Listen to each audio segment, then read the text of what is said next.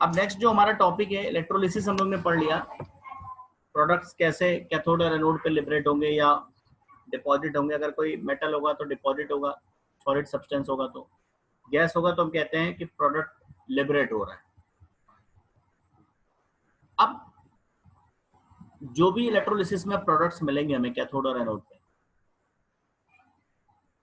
इनका एक तो क्वालिटेटिव एस्पेक्ट है और एक क्वांटिटेटिव एस्पेक्ट। क्वालिटेटिव एस्पेक्ट का मतलब कि क्या प्रोडक्ट मिलेगा, कौन सा प्रोडक्ट मिलेगा, दिस इज क्वालिटेटिव एस्पेक्ट। जैसे हमने कहा कि एक से ज्यादा कैटायंस होंगे और एक से ज्यादा एनायंस होंगे, तो हमें फाइंड करना पड़ेगा, कैलकुलेशन करनी पड़ेगी कि कौन सा प्रोडक्ट हमें मिलने वाला है कैथोड पे, क्या मिलेगा anode. This is qualitative aspect of electrolysis. फिर जब हमने ये डिसाइड कर लिया कि भाई ये कैथोड पे मिलेगा, ये एनोड पे मिलेगा, तो कितना मिलेगा, अमाउंट ऑफ प्रोडक्ट कितना होगा, this is quantitative aspect of electrolysis. तो पहले ये क्लियर हुआ कि क्वालिटेटिव एस्पेक्ट और क्वांटिटेटिव एस्पेक्ट ऑफ इलेक्ट्रोलिसिस का क्या मतलब है। क्वालिटेटिव एस्पेक्ट ऑफ इलेक्ट्रोलिसिस मतलब nature of product. Quantitative aspect of electrolysis का मतलब है magnitude of product, amount of product. Clear? Yes sir. इसी के लिए अमाउंट कितना मिलेगा किसी प्रोडक्ट का, इसके लिए फैराडेज के लॉज। फैराडेज के दो इंपॉर्टेंट लॉज हैं, Faraday's first law of electrolysis and Faraday's second law of electrolysis. ये दो लॉ, और उसके बाद न्यूमेरिकल सिंथेसिस। पहले जरा फर्स्ट लॉ ऑफ इलेक्ट्रोलिसिस पे आते हैं। Faraday's first law of electrolysis simply ये कहते हैं कि जब आप कोई इलेक्ट्रोलिसिस प्रोसेस करेंगे, किसी इलेक्ट्रोलाइटिक सॉल्यूशन, मॉल्टेन या aqueous solution of electrolysis, electrolyte के एक्वस या मॉल्टेन सॉल्यूशन में जब आप इलेक्ट्रिसिटी पास करेंगे, करंट पास करेंगे, तो जो प्रोडक्ट मिलेगा आपको इलेक्ट्रोड्स पे, कैथोड पे, एनोड पे, उसका अमाउंट डायरेक्टली प्रोपोर्शनल होगा quantity of charge, quantity of electricity passed. कितना आपने चार्ज पास किया, कितनी इलेक्ट्रिसिटी पास की, कितना करंट पास किया, कितनी देर तक पास किया है, इस बात पे प्रोडक्ट का अमाउंट डिपेंड करेगा। Directly proportional. अगर आप ज्यादा देर तक करंट पास करेंगे तो प्रोडक्ट ज्यादा मिलेगा कैथोड पे या एनोड पे। कम देर के लिए या कम करंट पास करेंगे तो इसका मतलब, जैसे आप मान लीजिए गोल्ड प्लेटेड ज्वेलरी बनाते हैं, तो जितना आप खर्च करेंगे, अगर हम 1000 रुपए लेकर गए, हमने कहा भाई 1000 रुपए में हमें गोल्ड चेन बना दो, तो 1000 की अमाउंट के हिसाब से ही तो वो उस पर गोल्ड की प्लेटिंग करेंगे। अब हम 10,000 रुपए लेकर पहुंचे, हमने कहा 10,000 रुपए में जितना गोल्ड प्लेटेड ज्वेलरी बन पाए, जितनी थिक गोल्ड की प्लेटिंग हो पाए वो कर दो, तो ज्यादा गोल्ड का डिपॉजिशन करेंगे वो। तो कितना अमाउंट गोल्ड का डिपॉजिट करना है, ये किस पे डिपेंड करेगा, ये डिपेंड करेगा अमाउंट ऑफ चार्ज कितना पास कर रहे हैं आप। ज्यादा आपको डिपॉजिशन चाहिए, ज्यादा अमाउंट ऑफ प्रोडक्ट चाहिए, तो करंट ज्यादा देर तक पास करेंगे। यही फैराडे लॉ कहता है, first law. The amount of product, चाहे वो सॉलिड प्रोडक्ट मिल रहा हो चाहे गैस प्रोडक्ट मिल रहा हो, the amount of product deposited oblique liberated at an electrode is directly proportional to amount of charge, directly proportional to amount of current passed through an electrolytic solution. Clear हो गया? If Yes. W gram of the substance is deposited on passing Q coulombs of electricity, मान लीजिए आपने Q coulomb electricity pass किया कहीं पर इसी electrolysis में, और W ग्राम सब्सटेंस इससे डिपॉजिट हुआ, तो इसका मतलब क्या हुआ, इसका मतलब क्या हुआ कि ये जो W है वो डायरेक्टली प्रोपोर्शनल होगा किसके, Q के। Q के, according to Faraday's first law of electronics. Faraday's first law. Now Q is what? I into T, ठीक है ना। इसको हम ये भी कह सकते हैं Faraday's first law को W इज इक्वल टू, जब हम इक्वल टू साइन हटाएंगे तो एक कांस्टेंट आएगा, Z into Q कह सकते हैं। यहाँ पर Z एक कांस्टेंट है और Q की भी वैल्यू अगर हम रख दें तो हम लिखेंगे W is equal to Z I T। ये समझ में आया? Yes, sir. चार्ज किसके इक्वल होता है? Current into time. Time. तो हम यहाँ पर Z into I into T कह सकते हैं, ये तीनों ही फॉर्म आप कह सकते हैं। यहां पर हमने एक प्रोपोर्शनैलिटी कांस्टेंट यूज किया है Z। ये क्या है? इसको कहते हैं इलेक्ट्रोकेमिकल इक्विवेलेंट। Z एक कांस्टेंट है जिसको कहते हैं इलेक्ट्रोकेमिकल इक्विवेलेंट। किसका इलेक्ट्रोकेमिकल इक्विवेलेंट? उस सब्सटेंस का इलेक्ट्रोकेमिकल इक्विवेलेंट जो डिपॉजिट हो रहा है। यानी ये कोई यूनिवर्सल कांस्टेंट नहीं है।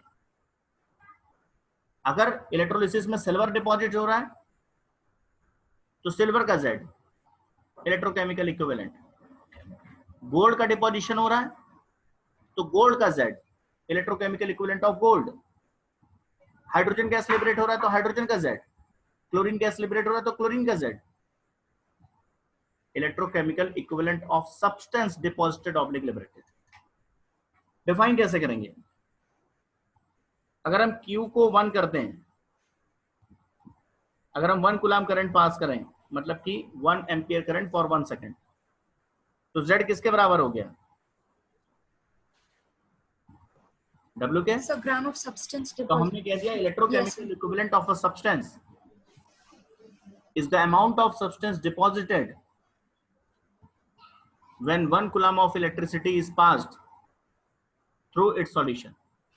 कॉपर का इलेक्ट्रोकेमिकल इक्विवेलेंट हमें पता करना है तो हम एक इलेक्ट्रोलिटिक सॉल्यूशन लेंगे जिसमें कॉपर हो और 1 कूलम करंट उसमें पास करना है बस। मतलब 1 एम्पियर की करंट 1 सेकंड तक पास करके सर्किट ब्रेक कर दो और जाकर देखो इलेक्ट्रोड पे कितना कॉपर डिपॉजिट हुआ है। इस 1 कूलम इलेक्ट्रिसिटी से जितना कॉपर डिपॉजिट हुआ that is electrochemical equivalent of copper. Clear? yes. 1 marks के लिए क्वेश्चन आता है व्हाट इज इलेक्ट्रोकेमिकल इक्विवेलेंट। ये फैराडेज फर्स्ट लॉ है। अब यहां पर देखिएगा Z यहां पर क्या है? प्रोपोर्शनैलिटी कांस्टेंट है जिसको इलेक्ट्रोकेमिकल इक्विवेलेंट कहते हैं। किसका? इसका इलेक्ट्रोकेमिकल इक्विवेलेंट। एक लेमैन की तरह नहीं बोलेंगे इलेक्ट्रोकेमिकल इक्विवेलेंट। ये इलेक्ट्रो जैसे आपने रो पढ़ा था R is equal to rho L by A में।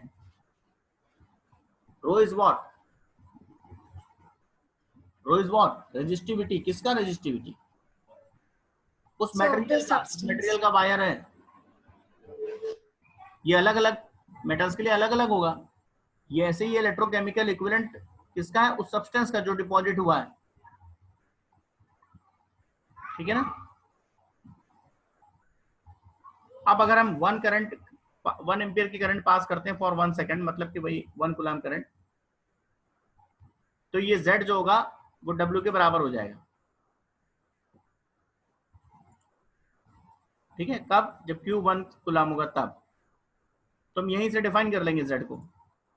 क्या डिफाइन कर लेंगे? Electrochemical equivalent of a substance is defined as the mass of substance deposited when a current of 1 ampere is passed for 1 second, that is quantity of electricity is equal to 1 coulomb। this is electrochemical equivalent, Z की definition। clear हो गया? Yes, sir. that is first law clear? Yes, sir. electrochemical equivalent clear? Yes, sir. and for your kind information एक चीज और बता दें कि इस पे न्यूमेरिकल्स बहुत कम आएंगे। इतनी मेहनत से जो हम लोग गला फाड़ फाड़ के चिल्ला चिल्ला के पढ़ रहे हैं तो डायरेक्ट इस फॉर्मूले पे बेस्ड क्वेश्चन कम आते हैं। डायरेक्ट क्वेश्चन आएंगे, इनडायरेक्ट आएंगे। Second one is Faraday's second law of electrolysis. ये लॉ क्या कहता है? Faraday's second law of electrolysis ये कहता है कि अगर आपके पास एक से ज्यादा इलेक्ट्रोलिटिक सॉल्यूशंस हैं अलग अलग इलेक्ट्रोलाइट्स के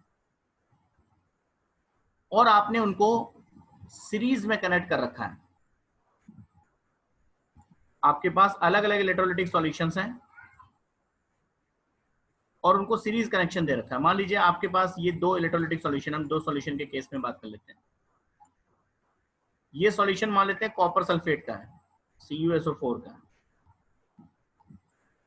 ये सॉल्यूशन मान लेते हैं जिंक सल्फेट का, इसमें जो इलेक्ट्रोलाइट है वो ZnSO4 है। इसके अपने इलेक्ट्रोड्स हैं, इसमें 2 अपने इलेक्ट्रोड्स हैं। आपने सीरीज कनेक्शन दे रखा। सीरीज कनेक्शन का क्या मतलब होता है, ये माइनस ये प्लस, इसमें ये माइनस ये प्लस। तो सीरीज कनेक्शन में क्या होता है कि इसका जो नेगेटिव इलेक्ट्रोड है वो इसके, आप इसका पॉजिटिव इसके नेगेटिव से जोड़ रखा आपने, और इधर जो नेगेटिव है इसको बैटरी से जोड़ रखा आपने। ऐसे तो होता है series connection. This is series connection of two electrolytic solution. Parallel connection में क्या होता है, अगर ये पैरेलल कनेक्शन करना होता हमें तो दोनों के नेगेटिव इलेक्ट्रोड्स को बैटरी के नेगेटिव इलेक्ट्रोड से एक साथ ले जाकर कनेक्ट कर देते हैं। जैसे ये नेगेटिव इलेक्ट्रोड हमने जोड़ा है तो इसका नेगेटिव इलेक्ट्रोड भी यहीं पर ले जाके जोड़ देते हैं, और पॉजिटिव पॉजिटिव एक साथ हम ले जाके पॉजिटिव टर्मिनल से कनेक्ट कर देते हैं। वो पैरेलल कनेक्शन होता है। ये तो मालूम है ना, फिजिक्स में पढ़ा होगा आपने। Yes sir. अब जो सीरीज कनेक्शन में कॉमन क्या होता है, क्या चीज कॉमन रहता है, करंट या चार्ज Q। जब आप सीरीज कनेक्शन करते हो तो क्या चीज कॉमन मिलेगा इलेक्ट्रोलाइटिक सॉल्यूशंस को, करंट कॉमन मिलेगा। पैरेलल कनेक्शन की बात करते हैं, वोल्टेज कॉमन होता है वहां पे, पोटेंशियल डिफरेंस। ठीक है। तो अब जब आप सर्किट ऑन करेंगे तो क्या होगा कि जो करंट यहां पर पास हो रहा है, जो इस इलेक्ट्रोलाइटिक सॉल्यूशन को करंट मिलेगा, सेम करंट इसे भी मिलेगा, और करंट सेम मिलेगा, और फॉर सेम टाइम आपने करंट ऑन किया तो इसका मतलब चार्ज भी दोनों को सेम मिला। सेकंड लॉ ऑफ इलेक्ट्रोलिसिस ये कहता है फैराडे का कि अगर हम 2 या मोर देन 2, अगर तीसरा सेल भी होता है, इससे ज्यादा भी हो सकते थे, 2 या मोर देन 2 इलेक्ट्रोलाइटिक सेल्स को सीरीज में कनेक्ट कर देते हैं, यानी सेम चार्ज या सेम इलेक्ट्रिसिटी पास करते हैं। कहने का मतलब ये है, then the amount of substances liberated at their respective electrode are in ratio of their equivalent weights. जो सब्सटेंस डिपॉजिट होंगे अपने रिस्पेक्टिव इलेक्ट्रोड पे, वो अपने इक्विवेलेंट वेट के रेशियो में होंगे। जैसे यहां पर क्या डिपॉजिट होगा, अगर हम कैथोड की बात करें तो यहां डिपॉजिट होगा कॉपर, यहां पर क्या डिपॉजिट होगा कैथोड पे, जिंक। तो जिंक। तो जितना अमाउंट कॉपर का डिपॉजिट होगा, मान लो W of Cu, weight of copper deposited upon weight of zinc deposited अपने इलेक्ट्रोड पे। सेकंड लॉ ऑफ इलेक्ट्रोलिसिस के अकॉर्डिंग ये रेशियो इनके इक्विवेलेंट वेट के रेशियो में ही होगा। This is equal to equivalent weight of copper upon equivalent weight of zinc. जो उन सब्सटेंस के इक्विवेलेंट वेट का रेशियो होगा वही रेशियो उनके मासेस में भी होगा। मान लेते हैं अगर इनके इक्विवेलेंट वेट का रेशियो 1:2 है, तो इनका जो मास डिपॉजिट होगा कॉपर का और जिंक का, उनका रेशियो भी 1:2 होगा। मतलब 1 ग्राम अगर कॉपर मिलेगा तो उतनी देर में जिंक के 2 ग्राम डिपॉजिट हो जाएंगे। समझ में आई बात? Yes sir. इस रिलेशन को हम नोट कर लेंगे। This is second law of electrolysis, और ये डायग्राम भी बना लेंगे सर, साफ सुथरा बनाएंगे। अब यहां पर देखिए एक चीज और, हम इस इक्वेशन को लिखना चाहें, इस इक्विवेलेंट वेट को इधर ले आए और इस वेट को इधर ले आए, ऐसे लिख सकते हैं। तो एक हम रिलेशन यहां पर लिख रहे हैं, जरा देखिएगा। इसी रिलेशन को क्या ऐसे लिखा जा सकता है, W of Cu upon equivalent weight of Cu is equal to क्या लिखा जा सकता है, W of Zn upon equivalent weight of Zn। क्या ये लिख सकते हैं?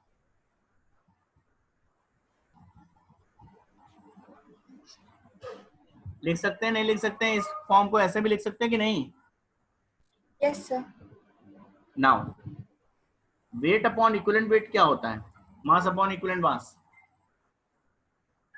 Number of gram equivalents, number of gram equivalents होता है वेट अपॉन इक्विवेलेंट वेट। तो ये क्या हुआ, number of gram equivalents of copper हुआ, और ये क्या हुआ, number of gram equivalents of zinc हुआ। इट मींस कि अगर हम सेम चार्ज पास करते हैं अलग अलग इलेक्ट्रोलाइटिक सॉल्यूशंस में, तो मास भले ही हमें अलग अलग मिले उनके, लेकिन number of gram equivalents same deposit होंगे। जितने ग्राम इक्विवेलेंट कॉपर डिपॉजिट होगा अपने सेल में, उतने ही ग्राम इक्विवेलेंट जिंक भी डिपॉजिट होगा अगर सेम चार्ज पास करते हैं तो।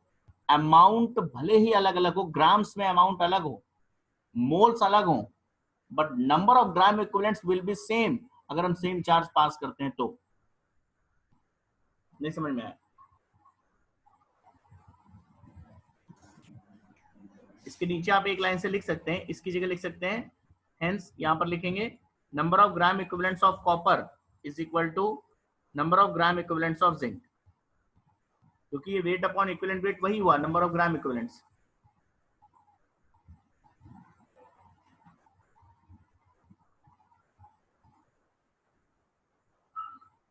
मुझे लगता है आप समझ में आ गया होगा। Yes sir. तो इस बात को बहुत ध्यान रख समझिएगा। हमने फिर से मैं आपसे एक बार कह रहा हूं, मान लेते हैं कि हमारे पास अलग अलग सॉल्यूशंस हैं। सपोज ZnSO4 है, सपोज CuSO4 है, सपोज AgNO3 है, और इन सबको हम सेम चार्ज देते हैं, x कूलम करंट पास कर देते हैं सब में, और हम ये कहते हैं इस x कूलम करंट पास करने पे इस सेल के अंदर 0.5 gram equivalent of zinc deposit हुआ है। 0.5 ग्राम इक्विवेलेंट ऑफ जिंक का डिपॉजिशन हुआ है। तो बिना कुछ सोचे समझे आप ये 100% कह सकते हैं कि इसका मतलब है कि उसी x कूलम को पास करने में इसमें भी 0.5 ग्राम इक्विवेलेंट कॉपर ही मिलेगा, और इसमें भी 0.5 ग्राम इक्विवेलेंट ऑफ सिल्वर ही मिलेगा। ये श्योर है। ये अलग बात है कि सबके 0.5 ग्राम इक्विवेलेंट का अमाउंट अलग अलग हो ग्राम में। जिंक का 0.5 ग्राम इक्विवेलेंट अलग अमाउंट होगा, कॉपर का 0.5 ग्राम इक्विवेलेंट अलग अमाउंट होगा, सिल्वर का 0.5 ग्राम इक्विवेलेंट डिफरेंट अमाउंट होगा। नंबर ऑफ ग्राम इक्विवेलेंट्स में कॉमन मिलेगा, सेम डिपॉजिशन होगा अगर हम सेम करंट पास करते हैं तो। नंबर 2, मोल्स के लिए हम ये बात नहीं कह रहे हैं। अगर कोई मल्टीपल चॉइस क्वेश्चन में आपसे कहे कि 0.5 मोल जिंक डिपॉजिट हुआ है, तो इसकी कोई गारंटी नहीं कि 0.5 मोल कॉपर भी डिपॉजिट होगा, 0.5 मोल सिल्वर भी डिपॉजिट होगा। नो। अगर कोई कहे मास में कि 0.5 ग्राम जिंक डिपॉजिट हुआ है, तो ये नहीं क्लियर है कि 0.5 ग्राम ही कॉपर मिलेगा, 0.5 ग्राम ही सिल्वर मिलेगा। नो। क्या चीज कॉमन रहेगा? ग्राम इक्विवेलेंट्स कॉमन होंगे इनके, ठीक है? न मोल्स में न मास में, इनमें कोई रिलेशन नहीं, ठीक है? Same amount of charge, same amount of electricity, always deposit same amount, same gram equivalents of substance. Clear? This is Faraday's second law of electrolysis. अब हम लोग क्वांटिटेटिव एस्पेक्ट ऑफ इलेक्ट्रोलिसिस में कुछ न्यूमेरिकल्स के लिए इंपॉर्टेंट टॉपिक्स पढ़ेंगे। The most important, Faraday's law से भी ज्यादा इंपॉर्टेंट है, तो ये हम लोग नेक्स्ट क्लास में डिस्कस करेंगे। 1 फैराडे का अमाउंट किसको कहते हैं हम लोग, और न्यूमेरिकल्स के लिए बहुत मोस्ट इंपॉर्टेंट चैप्टर में, इसे हम लोग नेक्स्ट टर्न पे डिस्कस करेंगे। इतना आप रिवाइज कर लीजिएगा आज के लिए।